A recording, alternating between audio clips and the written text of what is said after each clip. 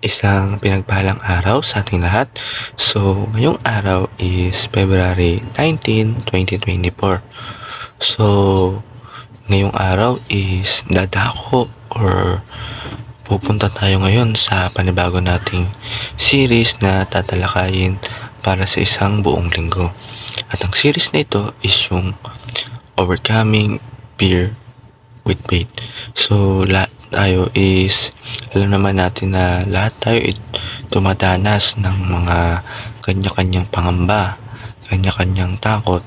Kasi dito sa mundo na to, hindi natin may iwasan na talagang hindi tayo mangamba sa mga ginagawa natin, sa mga nangyari sa atin, or dun sa mga pwedeng mangyari sa atin. Pero paano ba natin to masusolusyonan? Siyempre, masusolusyonan natin to kung nakikiat tayo.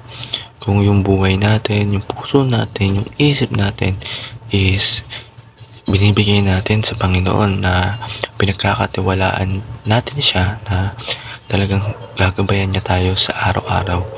So, para lumawak yung ating talakayan, tumako tayo sa ating Bible verse na ating tatalakayin.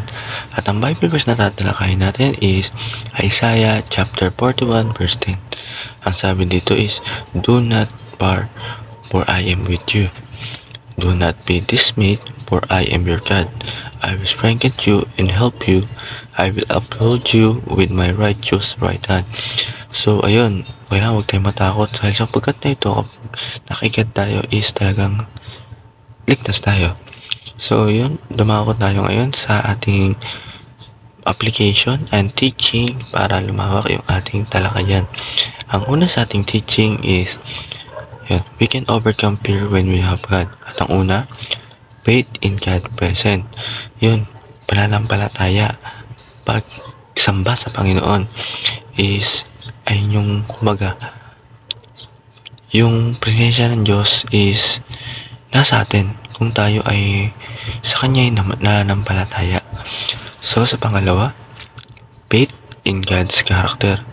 Ayun, kailangan manampalataya tayo dun sa katangian na meron ng Panginoon. Kung ano siya, kailangan yung faith natin is nandoon kung ano yung pinapakita niya or alam nating character niya. So, sa pangatlo, faith in God's enablement. Yun, yung pananampalataya natin is kailangan na nandun tayo sa kakayanan ng Diyos, or yung kailangan manampalataya tayo at alam natin yung mga pwedeng gawin or mga kakayanan nga ng ating Panginoon. So, sa ating una sa application, analyze the source of fear. Ayun, kailangan suriin natin, alamin natin na kung ano yung mga pinagmimulan ng ating takot para kumbaga sa susunod is alam na natin, pwede natin magawa itong solusyonan. Sabihin natin ito kay God nang naway ito'y ipagkaloob na gawin ni God na alisin sa atin yung takot. And sa pangalawa, overcome fear with faith.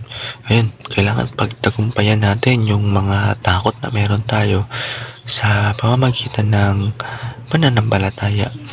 Manampalataya tayo sa Diyos at matatagumpayan natin kung ano yung mga takot na meron tayo.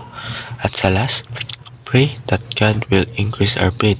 Yun, manalangin tayo sa ating Panginoon na palakasin yung ating pananampalataya sa Kanya. So, sa ating discussion, what are your recent fear? According to our devotion, how you should face Him? So, yun sa ating kasagutan. Please comment sa ating comment section para mapag-share tayo ng ating Word of God and especially yung answer natin dito sa tanong na ito. Sa ating prayer, Lord, I have so many fears. I am worried about the future, my family, and my career. Please increase my faith. Allow me to stop worrying and stop trusting.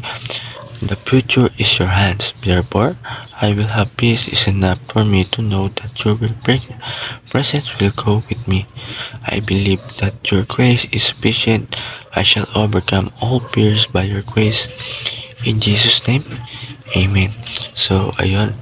Natapos na tayo ngayon sa ating talakayan or sa ating devotion para sa araw na ito. And naway may natutunan tayo sa ating panonood at mas lumawak yung kaalaman natin sa ating panibagong series na i-discuss. So, ayun, maraming salamat sa panonood. God bless to all.